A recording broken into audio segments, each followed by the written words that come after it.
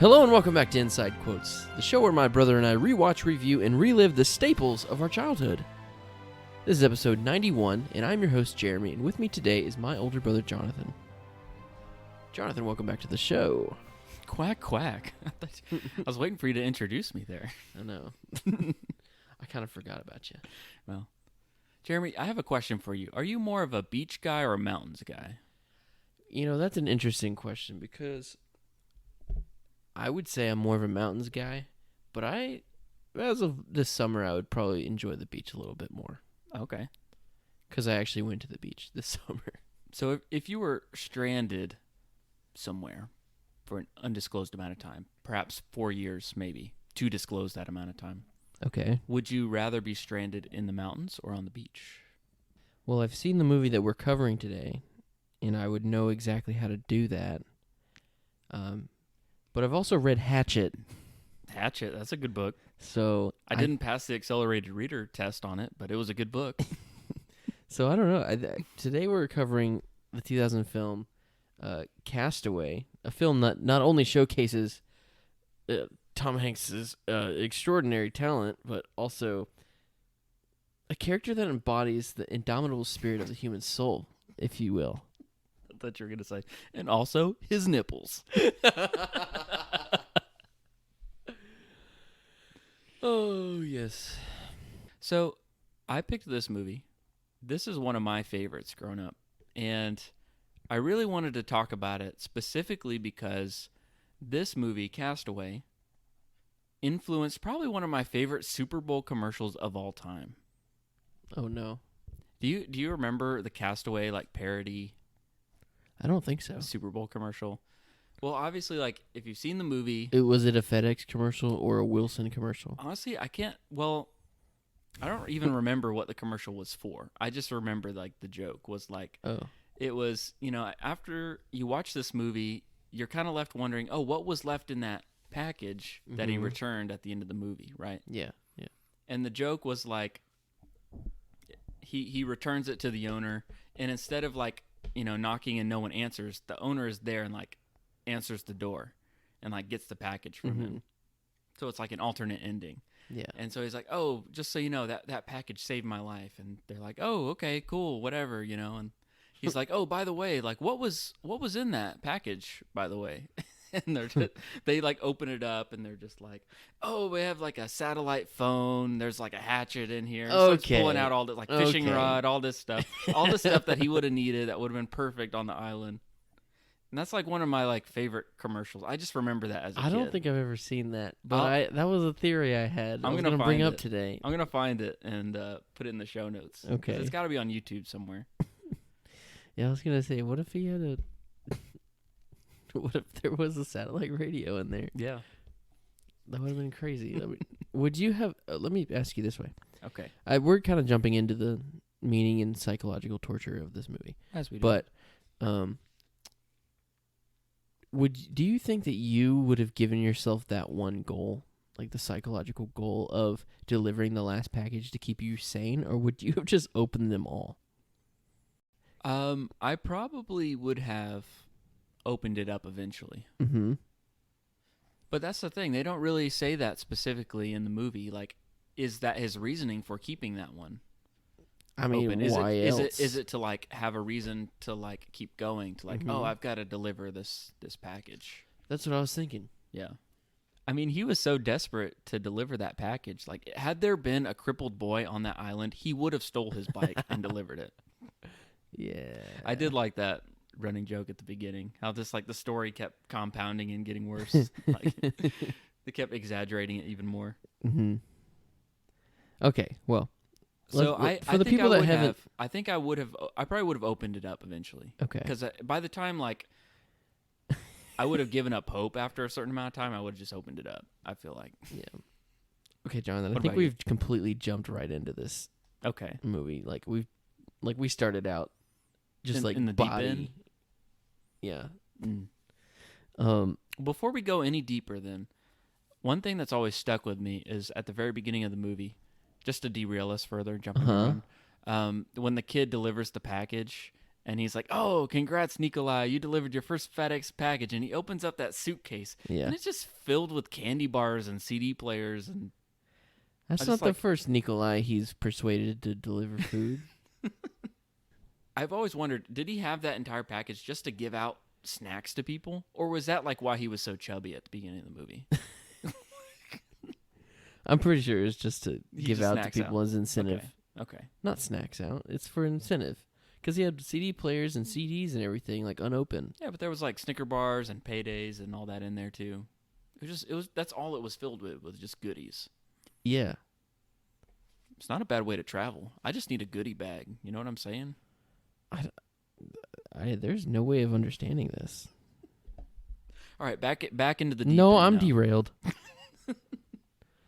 Why would he bring a suitcase full of that stuff if he only needed to give that to one kid? Exactly. Was he giving them out to all the workers there? Or is he just thorough and wants to give them a choice? Now, that's thoughtful. I think it's his own stash. I think it's his own supply. Okay. That doesn't really make that much sense, I guess. I figure he seems like someone that travels a lot, right? So he probably goes to all these hotels and raids the minibar, and he gets all these chocolate bars and just fills it up. I don't know where he gets the CD players from, but he probably is traveling and just needs one. Jonathan, I want you to... I'm on Castaway Theory mode right now. But I want you to know something, that there is a place of business where people can purchase said items that will be in here. Not in Russia. Called Walmart. Not in Russia. Mm-hmm. But where did he come from? He came from Memphis, America. Memphis, America, home of the Walmart. Did it really come from Memphis? No, I came from Bentonville, Arkansas. Arkansas, Bentonville, to be Arkansas. specific. Yeah, but it's a bordering state, and Memphis is pretty much Arkansas, anyways. I'm just trying to say that Tom Hanks was a little pudgy at the beginning of this movie. He had to be.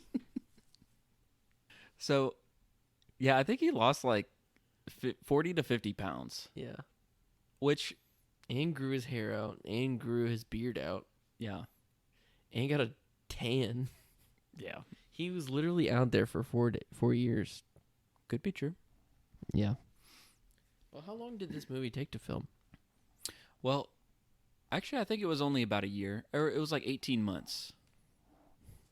Or 14 months. I did watch some behind the scenes, so... How did he age like that, though? How did he age?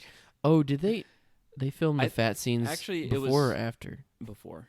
So they filmed all that, and then they took a pause in the production for 14 months. Oh. And then came back, and they filmed the rest of it. Okay.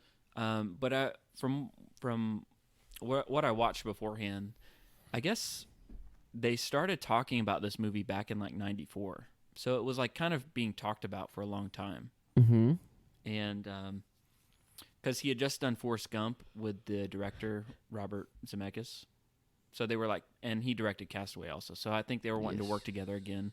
Okay. And they had this idea of like a survival Castaway type story of someone like stranded on a desert island. I can't remember exactly what like inspired them to go with that story, but they hired a writer, and the writer of this movie, like as a way to like prep himself, he like went and spent, I don't know how long, a couple weeks just like stranded on the desert to like help him in his writing process.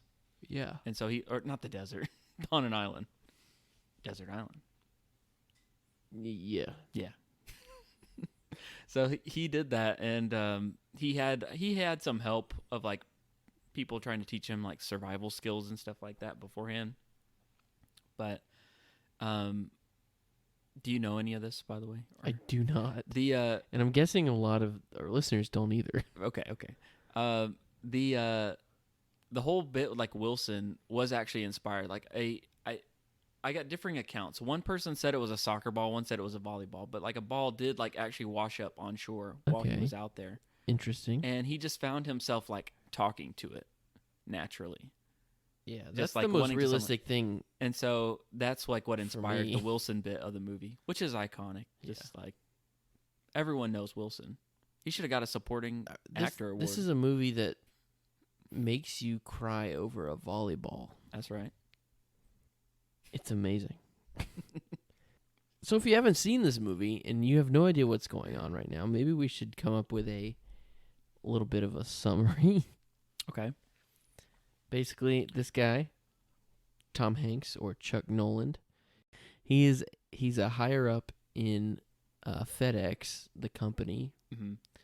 and he's obsessed with time and getting things on schedule, and he's work obsessed, and he doesn't have time for his family or his future wife.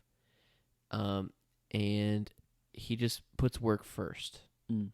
Classic movie trope, honestly. And then he gets into a little plane crash. Just a little one. Just a little plane crash. Survives. No one else does. And there he's cast away on an island. Mm-hmm. Very simple premise. Super complex movie. Yeah. And then I'm not going to spoil it, but he does find shoes. Thank goodness. They didn't quite fit. You had to cut the ends off, but Yeah. I watched this movie when I was probably 4 years old, Jonathan. mm-hmm. And that I know where corpse was so real. How did that not freak me out? you're going. Mom and Dad let me watch this. We just thought it was a fun little watch, like I'm just noticing we're having a lot of themes of death on the podcast last few episodes. I think so. I remember that as though, like, when I watched it, I feel like that was very realistic. That was something that kind of like shocked me when I watched it. It shocked me when we just watched it.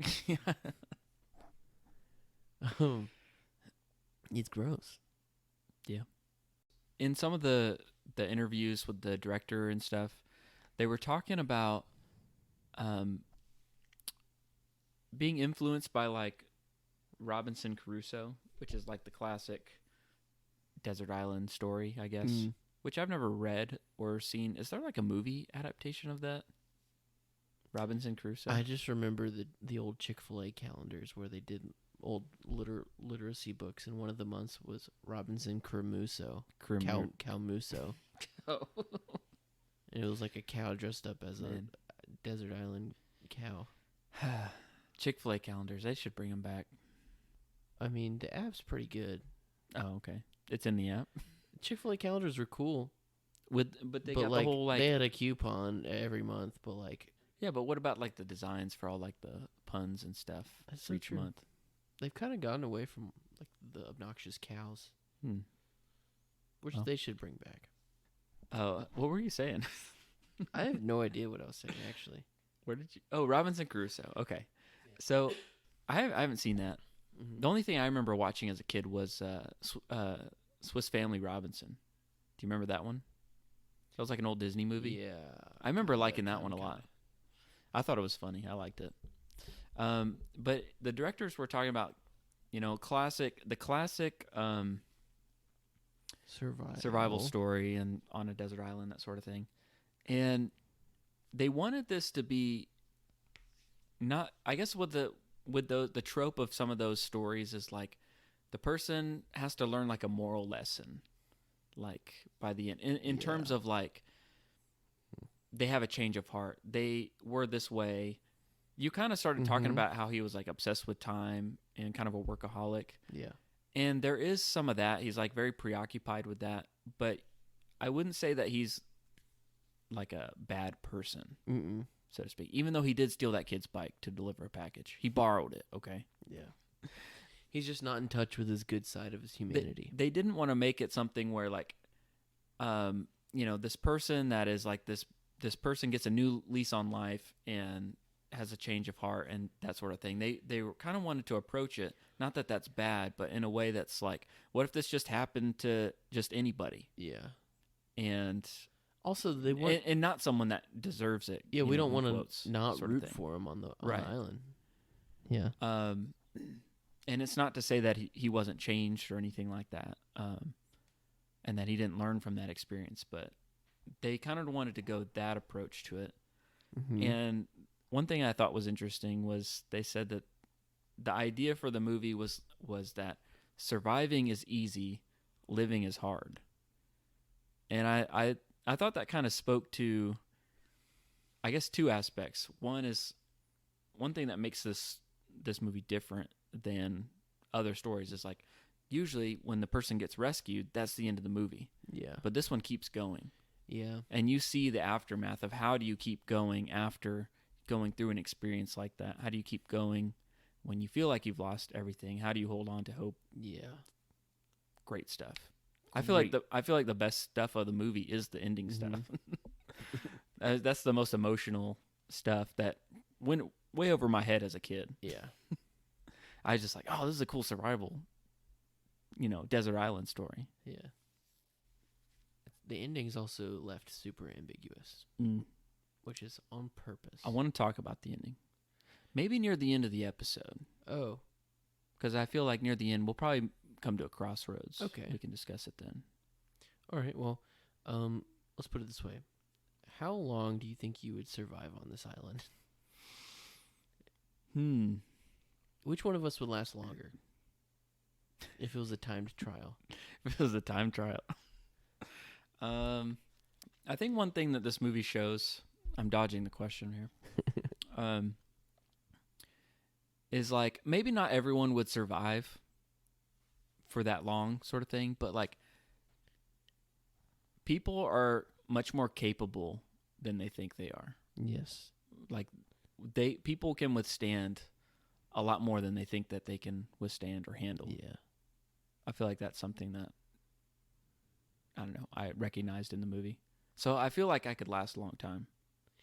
Do you ever feel like you'll end up in one of these situations at some point in your life? I haven't thought about that lately, but I feel like as a kid, as I was growing up, I considered that more often. Maybe because I was influenced by this movie. Yeah. But like you kind of thought maybe because we were in Scouts, we're like, is there a situation where I could be on a desert island and like have to survive? What would I do? I feel like I thought about that a lot as a kid. I still think about that. Every time I get on a plane, I have a game plan. Yeah. I mean, yeah, I think about that anytime we experience the slightest bit of turbulence on a plane. I'm like, we're going down. We're going down.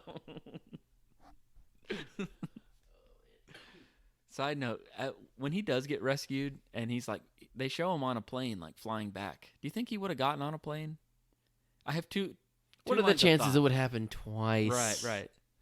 I mean, like, he's faced so much. He's just like, whatever. I'm just going to get back up on the plane. Yeah. It's better than being stuck on the island. Yeah. On the other hand, I'm like, wouldn't he be traumatized? Oh, that was one thing. That was 4 years ago. That I was going to say, that was actually something I heard in one of the interviews. They talked about how, like, had he, like, survived the plane crash and gotten rescued within a few days or something like that, that would have been a much more like traumatic event for him. Like he would have had like the PTSD. But the actual surviving. But having like been there on the island and just having to continue for so long and time and like that wasn't the hardest part. Yeah. The plane crash wasn't the hardest part, Whoa. So I guess maybe that's why he just got on the plane. He didn't care, There's because like I've heard what stories. What do you expect? To take a boat the way down there. The person I'm thinking of right now is a celebrity who survived a plane crash. Travis Barker, he's the drummer of Blink-182. Oh, he in like 2008, him and some friends were like in a plane crash, and he survived. And like for a long time, like he did not go on a plane. I think I heard recently, like he goes on planes now. Yeah. But like anytime he did like concerts, like internationally, he would take a boat over. He'd like take a cruise with his family and with his kids or whatever and go there. Okay. Makes sense. So I was thinking about him like being traumatized to like not want to go on a plane. Yeah. So basically, I feel like it's always, you never have a story. Maybe we should make this story somehow. But like, there's never a TV show or a movie that's just like, there's a plane crash and now you'll be rescued in like 5 weeks. Mm-hmm. at the most. It's never like a short term. It's always like living. You have to figure out how to live on this island for years, Mm-hmm.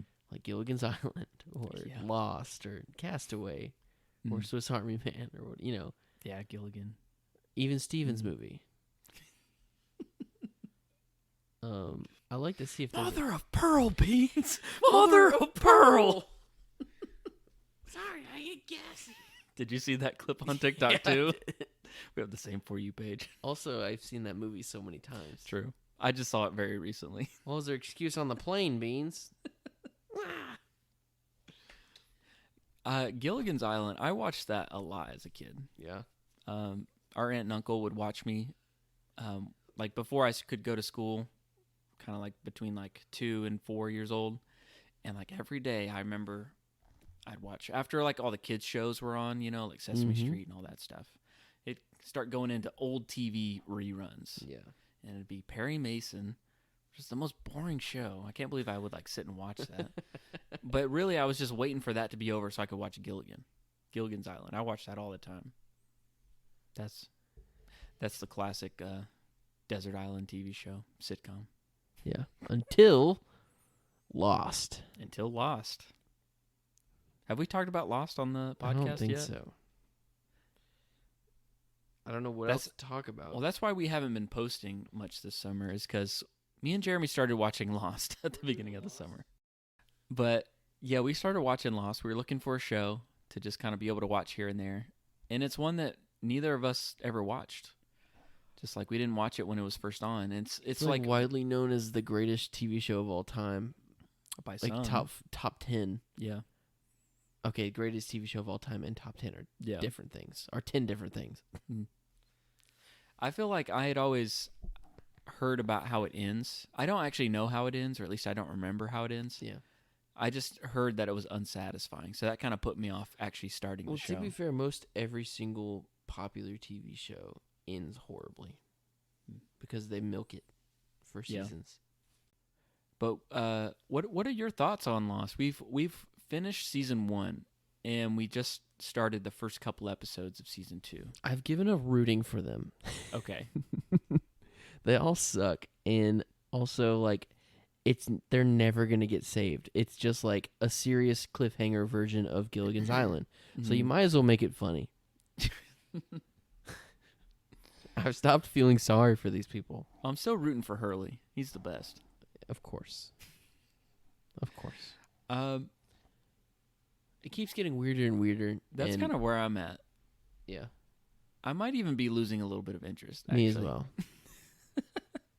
I was really on board, and then like we got near the end of season 1, and it keeps going like off in weird directions, and I'm having a hard Nothing time. gets resolved. Nothing gets resolved. I don't know. I'm having a hard time even remembering what happened in previous episodes because it's just We've just been on the island so long. yeah. We got to see it through, my boy. Though we got to see see it through. But I have been enjoying it. I thought it was really cool, just especially near the beginning, just seeing like how, just from the survival, aspect of it, of just like getting supplies together, forming this kind of community of survivors, and trying to figure out. I How do we go secretly always forward? wanted to be a part of a plane crash. Like being in a survival situation sounds so cool to me. Yeah. I watch a lot of bushcraft videos on TikTok. Mm-hmm. I've watched Alone. Mm-hmm. I loved Man vs. Wild back then. Mm-hmm. I'm an Eagle Scout, as well as all four of us. We kind of grew up thinking that we would have to, at some point in our lives, survive. Yeah. I mean, I do have my wilderness survival merit badge. I did not get Yeah. my desert island survival merit badge, though.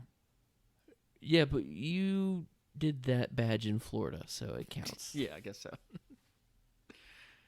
Yeah, so we were in scouts, and I feel like going back to your question about like thinking about, I guess, being in survival situations. I just feel like Scout seems like so far away, like so far removed from me, from my current version of myself. It's kind of weird to think back about me being in Scouts. So I don't know how long I would survive in a survival situation. Or I feel like all the knowledge is there and it's just going to click Yeah. when I'm there and I'm just going to be in go mode. Do you think you're more willing to be outdoorsy as you now versus when you were in Scouts, which you weren't outdoorsy at all in Scouts? Well, what do you mean outdoorsy? Like, you think you'd be interested in camping and hiking and stuff like that? Surviving? No. Oh, okay, cool. I guess I I'm don't the know. only one. It was more of a social thing for me for Scouts. I liked some of the stuff we did, but some of it I thought was kind of boring. I was just there because like I liked hanging out with my friends for a lot of it. But I think I also got tired of like doing the same things. So like, for example, you have talked about wanting to do like the AT, and I've done like certain sections of the AT.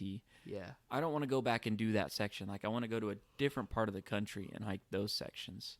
Because I feel like I've just like camped in just Florida or like very like in the South. Yeah. Like I've never gone out west and camped. So I feel like if I went to more interesting places, Mm-hmm. I'd be more interested in like being outdoorsy. Okay. But I'm just like tired of like going back to my initial question at the beginning. Am I more of a beach person or a mountains person? I'm more of a beach person, I think. But I think the reason I don't like the mountains is I get so bored just looking at trees. Like you know what I mean? Like that's why I get What's out there? Just waves? I like a vast open space that I can see. Like Yeah, that's people get that. You just gotta climb up the mountain to get that. Yeah, you spend all day and you get 30 minutes at the top, and then you hike back down, and then you're looking at trees again. With no sand in your cheeks. Like I love it when like I'm going for a drive and there's like a nice wide open area that I can see. Yeah. And it's like a scenic area, but like if you're just driving and it's just like trees on either side of the road, I just like I don't care. I'm just like I don't look at that tree and say, "Oh wow, look at that tree." You're right. You're right. I don't And I'm not dogging on beach. I think I enjoy beach now. Mm-hmm. But I've always been more of a mountains person. And I feel like if I had to survive, I would probably do better in the mountains. I'm not going to say that. I'm not going to say that because I grew up in Florida and I did 8 years of Boy Scouts in Florida. Yeah. And fishing would be easier. Fishing would be easier, but then like I'm just thinking of like actually like cleaning and gutting a fish. I've never done that. That's not hard. So I'm just going to eat it raw. Well, yeah, if you don't have fire. You'll figure these things out once you get out there. I'll figure it out. It's all going to click. It's going to come back in. I'm going to be treating everybody for shock and all our first aid stuff in Scouts was like, what's the first step of treating for this? Treat for shock. What is shock, Jonathan? I could not tell you.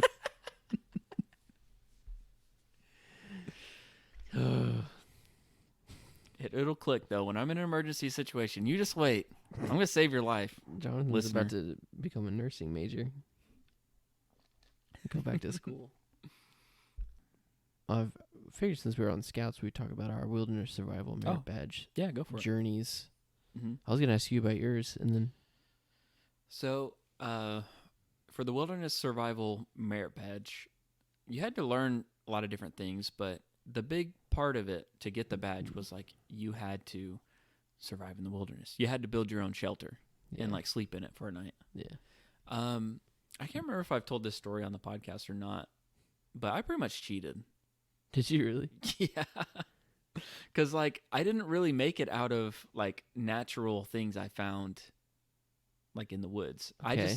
I had like a poncho, like a, I don't know, vinyl, whatever material poncho, like big poncho. And I just staked that into the ground, the two ends. It had rings. It was like basically like a big square almost. And I just staked the two into the ground. And then the other two, I just tied around like these two trees that were close together. So it was just like a lean-to shelter. Uh-huh. But it was just my poncho. And that was, and I slept under it. And that was You're so resourceful. And Wow. it got me by. I don't know. They let me do it. That's crazy. The only thing I probably was like I cleared the area underneath and maybe like maybe I don't, that's all I remember. Maybe I made a leaf pile for my pillows. You're pathetic. That was miserable. It's okay. Even if you cheated, I won't call the police. And you know what? You know why I even had the idea to do that? Justin told me, our older brother. He did the same thing? Because he was on the camp out with us. Oh. It was like when I was a brand new scout. And he was still okay. in. And I was like looking for stuff to make stuff. I was like looking for sticks. I don't know what to do. And he was just like, why don't you just take that poncho and tie it up? And I was like, okay. Older brother being So he told me what to do. And it wasn't even, I mean, it got me the merit honestly, badge. if you're in a survival situation and you have a poncho, you're using that. Yeah. That's the best option. But I also brought a tent with me on that camp out, and I couldn't use that. Okay, how come planes don't come with like tents packed in their survival kit? Anyways, Would have been good. maybe they do. Okay, So what did you do for yours? my first attempt, as a new scout, I was scared out of my mind to sleep outside of the tent. I don't know why. I had no problem sleeping in a tent as long as I could zip it up and nothing can eat me. No bear can get past that zipper. No, not at all. And the first time I did it, and I built my shelter and everything, and I was ready to do it, and it turns out there was like a spider's nest I built it on of, and there was like hundreds of spiders all over, and I said, nope. And I went back to my tent, and I did not get the merit badge. And then a year later, we went back and did the same thing, and I made sure not to go to that same spot. And I may have also cheated because I built a mega shelter with 2 other scouts. Okay. And the 3 of us slept in the shelter, and that was way more fun. I'll allow it. I mean, better than using a poncho. We just Yeah, it for sure is. we built like palm fronds. It was like a dome. It wasn't like necessarily a lean-to. It was like a dome. And I was pretty proud of it. I would have stayed in it another night. It's honestly one of my best favorite memories. You just reminded me of two other people there that built shelters when I did. Yeah.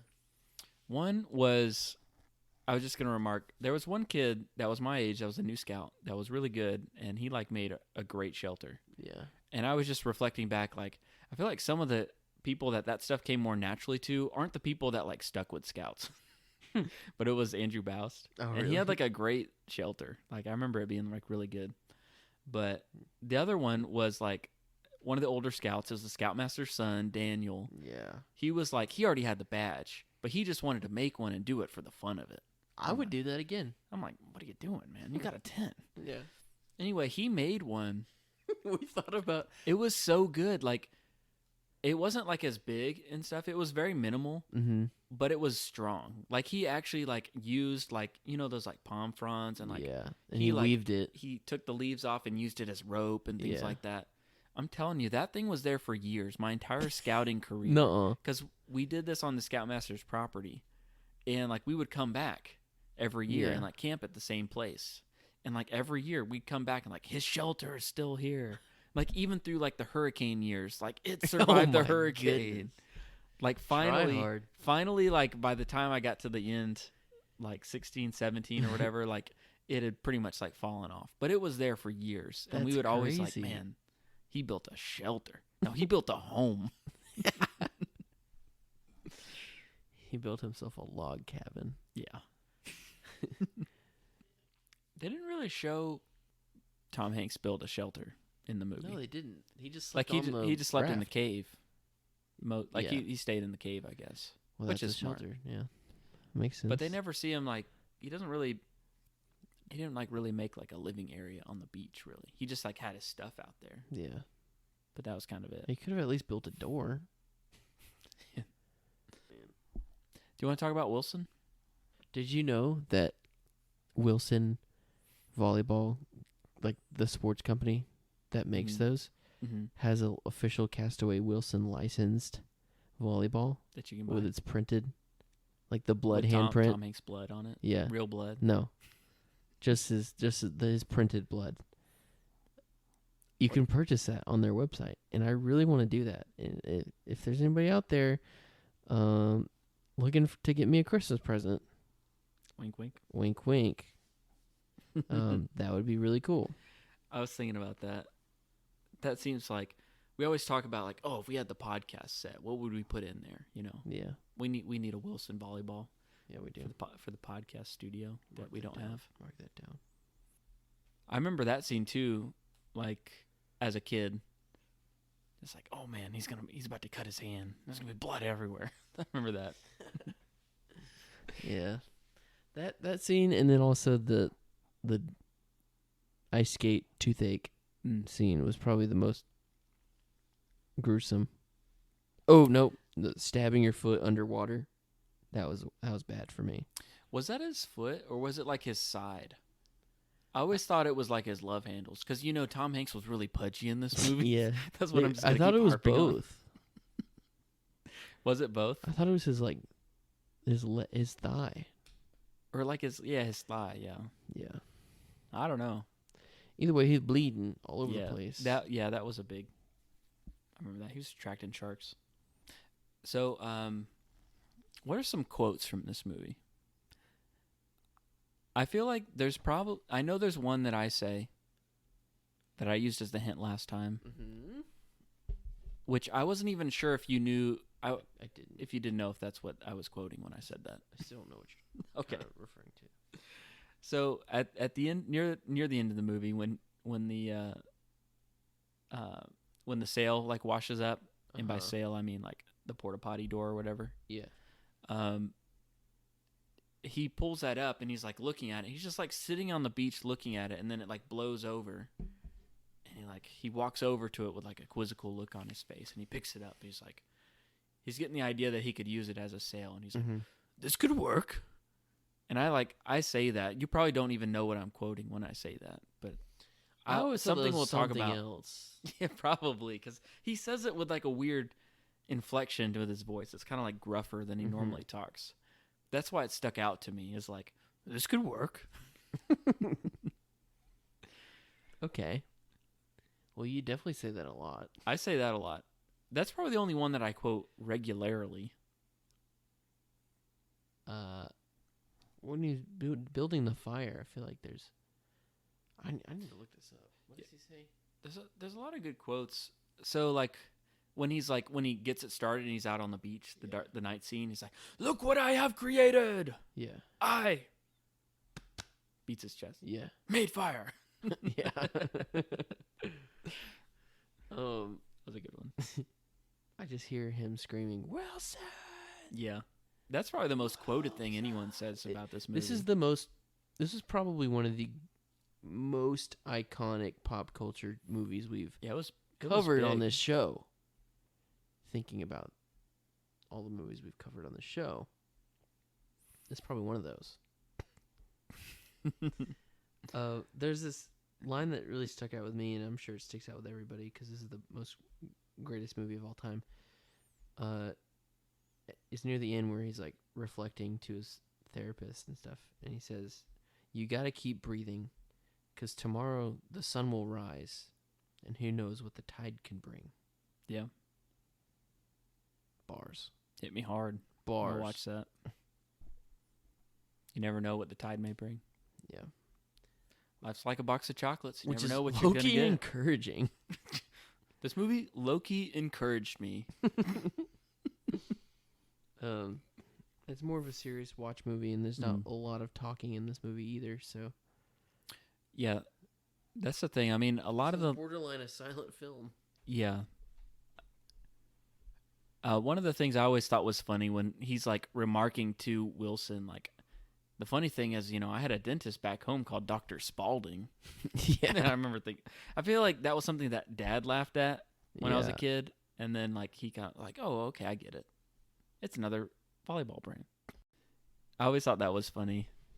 There's just like little lines when he's talking to Wilson, but you're right. Obviously there's not a lot of dialogue, except when he's talking to himself. And one interesting choice is there's no like music when he's on the island. It's all sound design. Yeah. It's all like the wind and the waves and sound Makes effects. you feel like you're really there. Yeah. And the score, I mean, I guess there's music in the beginning, and I noticed that the music kicks back in when he's on the raft that he built, and he like finally pushes past that like final wave to get out into like open sea. Yeah. And like that's when like some of that like music comes in. Some of the best dawn notes ever. I do think the music is really good at the end. There's just like a little Castaway theme because there's not much music, but I do like the music that comes in at the end. How would you feel if you survived on a desert island for 4 years to get back to the woman of your dreams, and you got there and she was married? Okay, so number one, I'll never be in Chuck Nolan's exact situation because I would never, at the first place, I'm never going to let my own work take over my life so much to where I avoid my family and the future of my... I mean, essentially he's taking this call on like Christmas Day or whatever, Exactly. Christmas Eve or whatever. I'm not working on Christmas. Yeah. That's time for family. Mm-hmm. Second, how are you supposed to propose and then go on a plane without an answer? Are you serious? We don't know what was in the box. It was a ring, and you know it. And you know it. Anyways, my priorities would have been set way before I got on this plane. So I'm not going to answer this question. Okay. Also, we're a U.S. mail family. We're not working for FedEx. That's a good point. There's another line in the movie, too, where he disses U.S. mail, and Dad laughed at that because he was a mailman. Yeah. Where he was talking about how the FedEx trucks were 2 minutes late today. And he's like, next there'll be 4 minutes, and then there'll be 8 minutes. And before you know it, we'll be the U.S. mail. We always love a good U.S. snail mail joke. Some people feel it's like an unsatisfying ending because they feel like, he should, get his life back at the end. Yeah. He deserves it. Right. Which he does. Right. And it's not like, and it goes back to like, it's, you are bringing up good points of like, he was like obsessed with work and that sort of thing. Yeah. But at the same time, it wasn't because he was like a bad person, so to speak, and he like went through this out of, some kind of like karma, so to speak. Yeah, it's just one of those like, it's just like a tragedy. And you just got to watch it happen and hope for the best. And it's not like he deserved it or it's not what they wanted, but that's how life. Sometimes that's how life goes. And some would say the tragedy is after he gets off the island. And that's one of the things I like about the movie is that it still has that great like message of hope. How do you keep going when your life completely changes? When you go through an event that completely changes your life, where you've gone through like great loss and grief. I mean, I couldn't help but like be reminded of our experience, like losing our mom. Mm-hmm. And seeing this movie, that's why it hit me so hard, was like this movie was kind of a allegory for that experience almost. Yeah.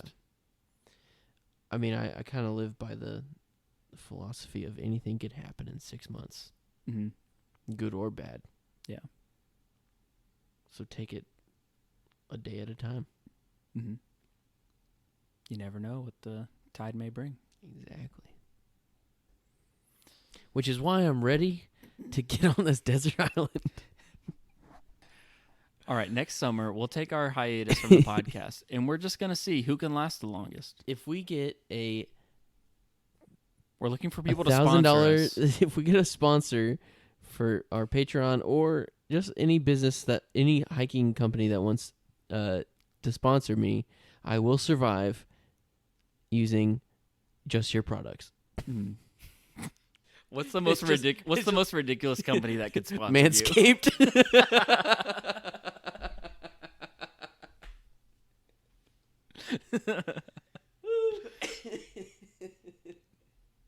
Okay, I mean, I feel like it's a cliche question, but we should probably ask it. It's a movie podcast, right? Mm-hmm.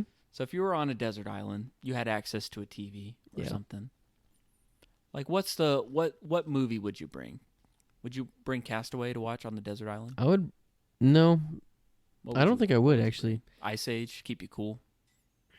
I'd probably bring National Treasure number one because it's That's just a good one. probably the easiest, most rewatchable movie. Mm-hmm. One that would probably be helpful to watch more than Castaway. When it comes to survival, I would probably go with Garfield 2, Tale of Two Kitties. Yeah. Mm-hmm. Just kidding. I don't know. Duck Dynasty season 3. Mm-hmm. That's a TV show. Because then you'll feel like you have a family with you, you know, out on the island. Yeah. If we're on TV shows, I'll probably watch Lost because I'm going to go insane anyways. Yeah. Oh, man. I feel like this movie is really underrated. I think there's a lot of... I mean, sure, it was like a big movie, and it like definitely like you've got everyone yelling Wilson all the time. It's got its like pop culture connections. But I feel like there's a lot more deeper themes in the movie and like ideas that are... I can't decide if they're like really subtle or if they just weren't executed well. Yeah. Do you know what I mean? Like, I don't know. Sure. I've watched some video essays, and there's a lot of stuff in this movie that I just never picked up on as a kid. That I'm like, wow, there's actually a lot. There's really cool themes of like, obviously him being obsessed with time is kind of part of it too. Yeah. He talks about like wanting to have control, you know? So like going back to serious topics, like he talks about how he like had given up hope and wanted to end his life on the island. And he just felt like he had no control over anything. And that was the one thing he could have control over. Yeah. And even that didn't work out for him. So he felt like that was kind of a turning point for him of just feeling like I am completely, like everything is out of my control. I think he described it as like he had just like this warm feeling of like comfort or hope kind of wash over him in that moment after that like didn't work out when he tested the rope and stuff. Of just like knowing that nothing was in his control anymore. That was an interesting theme. I was trying to point that back to, there's a moment earlier in the movie. Maybe it. I'll see what you think about this. There's a scene at the beginning of the movie. He gets on the plane with his friend, and the stewardess or the flight attendant talks to his friend. It's like, oh, by the way, how's your wife doing? You know, and you notice like it shows Tom Hanks just being like kind of emotionally distant in that scene. Yeah. And you know, he doesn't, it's one of those things where like he doesn't know what to say. He doesn't know what to do in that situation, I guess. It's not him like wanting to be like, oh, I don't care about my friend. Yeah. But so I didn't know what motive to assign to that. Do you think that's because it's like something like out of his control and he doesn't know how to respond to things out of his control? That was kind of what I was thinking. Yeah, but I agree with that for sure. Other than that, like his other theme or characteristic is like being obsessed with efficiency and time. I didn't really, I guess that could play into it as like if his wife has a terminal illness or something like that, thinking about, I don't know, how much time you have left or that sort of thing. I don't know. I just feel like there's a lot more to think about in terms of themes in this movie than I even ever really considered. Yeah. And you probably would think about it if that was the only movie you had on a desert island. Yeah, but I'd still probably go with Home Alone for sure. Okay. It just gives me the warm fuzzies. The longer we do this podcast, the more I'm realizing like Home Alone might be my favorite movie. Okay. It's in my top 5. I've already said that, but just the longer we go, it's just like that's my ultimate comfort movie. Keep the change, you filthy animal. I would probably pick something cold. Mm-hmm. Yeah, Home Alone. Got some snow scenes. Something cold and wintry so that I can feel like I'm not burning up in the hot summer desert sun. Let's talk about the ending. So he gets rescued, and we don't have to go into it too much. I just really love the scene though with when he gets back and he has the scene at Kelly's house with her. Yeah. Because it's just such a... it's just great drama. I don't know. It's just Okay. in that moment of just like this whole they've been separated for so long, and like this tension of like, what's gonna happen here? Like, I don't know. I just really like that scene. I don't think I like it at all. You don't like it? No, I like it a lot. Stresses me out, actually. But that's the thing. Like, it's there is so much tension in that scene. Yeah. I don't know. I feel like it's done really well. Yeah, it is. And yeah, like I said, I liked the last 25, 30 minutes of the movie on rewatch, like more than I liked the island stuff. And I love the island stuff too. Yeah. But just like that's the unique thing about this movie is seeing what happens after the event and how you keep going. But the ending that everyone like talks about, I guess, is, you know, when he decides he drives out to the middle of nowhere. He's at that crossroads. Well, I guess he goes out there to deliver the package. Yeah, back. but he's also in a crossroads. But he's at a crossroads. In Okay, life. that's where I'm like, okay, maybe that wasn't subtle. But I didn't pick up on it as a kid. Yeah. But he delivers the package back, the one that he didn't open up on the island. He knocks on the door, no one answers. He writes the note like this: "Hey, this package saved my life." Which I'm not doing, by the way. If I have been stuck on this island for 4 years, Yeah. I'm sitting on that porch until that person comes back, and I'm saying, "Hey, Yeah. let me know. Mhm. I just want you to know this is been a part of my life for 4 years, and this is yours. So here you go. Sorry if it's stinky." Mm-hmm. Yeah. Oh, also, what do you? I don't know anything about this. The symbol that's like at the farm, like the fiery wings or whatever. Yeah. Do you know anything about that? Like, do you have any ideas of what that like symbolizes or anything like that? Do you? No, I'm just No, curious. I don't. I think it's just an artist. Yeah. Her logo. Yeah. And I never noticed that package being in the beginning of the movie Oh, yeah. because from just rewatch, I'm just like, oh, he gets on a plane. Oh, now he's on the island, and that's the rest of the movie. And then there's some weird crossroads scene at the end. But like the opening scene is at the farm that he ends the movie at. The movie begins and ends at the same place. Yeah. And actually, side note, at the halfway mark, I watched this in a video essay. yeah. Movie begins and ends in the same place. At the about the halfway mark, he cuts his hand, grabs Wilson, and casts him away. I don't know. Someone just pointed that out. I don't know what that means. Okay. But thought I'd bring that up. Neat. Well, anyways, it's an do you think that he gets together with this artist lady at the end? Well, that's the question, I guess. That's Because the debate. movie provides every opportunity. Mm-hmm. Because at the beginning, Mm-hmm. she's mailing that package to her husband across the universe. Yeah. And in Russia. And it shows him answering the door, and he's cheating on his wife. Mm-hmm. And I guess it's just like a Return to Sender thing. And actually, Elvis's Return to Sender is playing, I think, Well, that's the thing during that opening yeah. scene. And so basically, it's got to be returned after going all the way to Russia. See, but at that point, yeah. after the 4 years, when he goes back, he drives underneath the archway where it says like, The names is Dick and Bettina. ew. Yeah. It's two weird names. And the guy's name is taken off. Yeah. So she's a free woman at this point. yeah, it's implied. I get confused though because I always remember it as like, oh, there's probably divorce papers in there.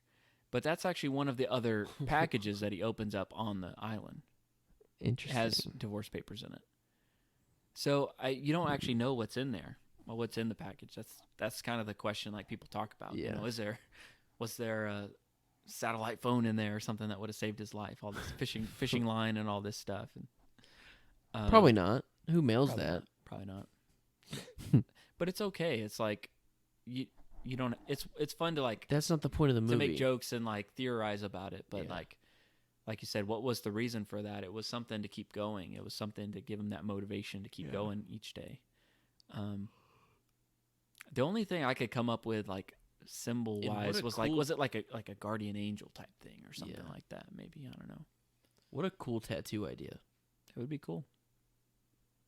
One thing that one of the video essays I watched about this pointed out, because all this stuff goes way over my head. Like, I know there's something cool going on, but I need people to point it out to me about movies. But the one thing I didn't notice was, like, yes, it's a crossroads, and so you know he's sitting out there beside the truck with the map out, trying to figure out, okay, which way do I want to go now? What should I do next in life, kind of thing. Yeah. And the owner pops up, and she goes back the way to her house, and the road that leads back the way that she's going is like unpaved. It's the only one. All the others are paved. So I don't know if that's an idea of like. It's basically her driveway, though. I mean, well, it's not. It leads to her driveway, Yes. but it's not. You know, is that like? So when he goes back and when he decides like which direction is he gonna go? Is he gonna go the way everyone else goes, or is he gonna go like the road less traveled, or like the unpaved path, the way that's not as. I don't know.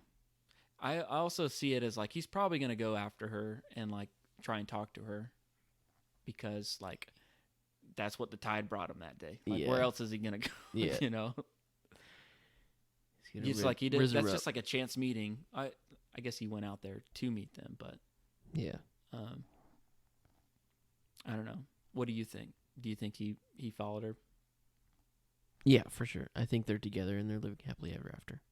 Maybe. I think so too. I think that would make sense. That's the optimism in me. For me, when I was a kid, I just like, well, this is kind of an awkward ending. It just ends with him like staring into the camera. Like, but you kind of see him looking off in the distance toward the way she's going. Yeah, I guess you don't know that for sure, but you're guessing that that's the way he's looking. But I just thought it was. I never knew how to interpret that as a kid. I never thought as a kid like, oh, he's gonna because he's you gonna were a get kid. together. That's probably why. Yeah, and I haven't seen it in a long time. This isn't necessarily a kid's movie. It's not meant Sure for isn't. kids. But we But watched Tom it. Hanks was a staple in our household, so we Yeah. watched Tom Hanks movies. This movie particularly was probably part of the default vault.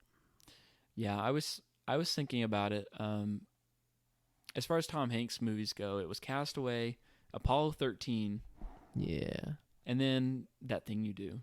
Yeah. Defaults for sure. I can't remember if there's any others. Toy Story. I mean, Toy Story, yeah. Doesn't really count. Yeah, Castaway was a staple for sure. It was one that I bought on. I had the VHS tape of this movie. Wow, you're so old. Yeah. And it was one of those that had like behind the scenes, like at the end of the credits, you know, stay tuned for behind the scenes of the movie, you know, and you like fast forward through the credits. I remember watching some of that stuff. Well, Jeremy, do you have any other final thoughts here on Castaway? It's probably about time we build a raft and sail on out of here. Always be open to whatever the tide brings in. Yep. And keep going. 'Cause something will turn up. I just remembered, the movie kind of makes a point of showing Chuck use like the pocket knife on his keys like several times at the beginning, and then like you think he's gonna walk off and he's gonna have that with him, and then he like gives the keys to Kelly before he leaves. So it's like, oh, it would have been nice to have that pocket knife with him. Slap in the face. It's okay. They wouldn't have figured out the rock knife situation. Yeah. Letterboxd scores, Jonathan. Before we wrap up. Yeah. What was your score? 4.5. I gave it 5 out of 5. Okay.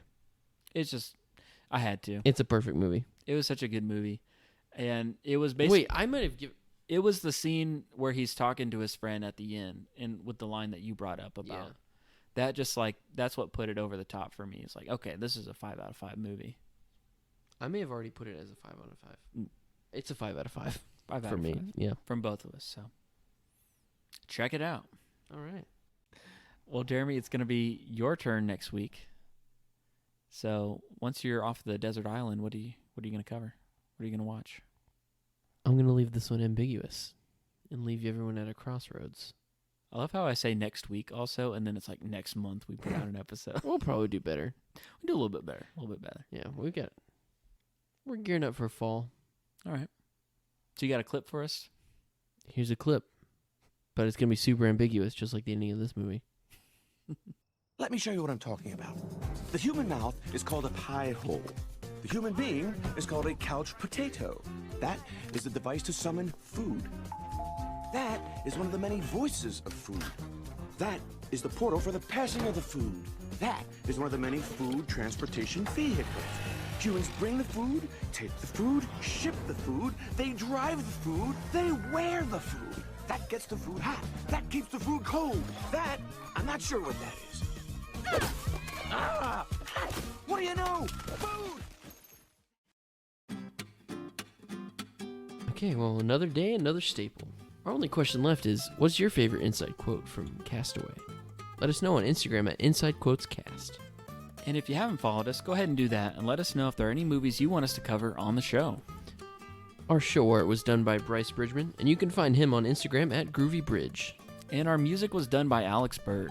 And we would love it if you left us a 5-star review. And if you do, we promise to read it on the show. But more importantly, 5 stars, and we'll name our next volleyball after you. Thanks for listening, everybody. We hope you enjoyed us talking about our childhood staples just as much as we have.